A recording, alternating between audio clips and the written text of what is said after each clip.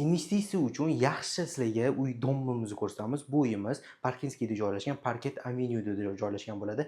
Eng yaxshi domlardan biri, domimizni ko'ryapsiz, elitniy joylardan biri va o'zini bu yerda alohida parkovka deysizmi, yoshlar uchun, bolalar uchun o'ynaydigan joy deysizmi, hammasi qilib ketilgan uyimiz. To'g'risini aytaman, investitsiya uchun yoki yosh oilalar uchun oladigan bo'lsanglar, haqiqatda eng elitniy va eng zo'r narxlarda hozir sizlarga aytamiz.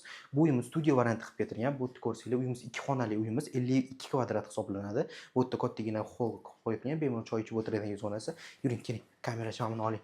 Bu yerda alohida o'zligini garderob xonasi qoldirib ketilgan. Va o'zligini bu yerda ko'rsangiz, общий sanuzor qismi ko'rsangiz, sanuzor qismlariga e'tibor bersangiz, haqiqatda remontlarini boshqacha qilib ketishgan. Mana buni ko'ryapsizmi?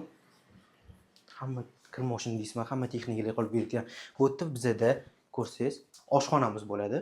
Oshxonamizga ham e'tibor bersangiz, juda ham did bilan qilingan va o'zini bu yerda balkoni bor. Balkondan bemalol tashqi video ko'rsanglar bo'ladi. Tashqi videolarni ham ko'rsanglar, yaxshi joyda joylashgan. Mana ko'ryapsizmi, televizorlar va bu tomondan bizada yotoqxonaga o'tib ketadigan zonasi.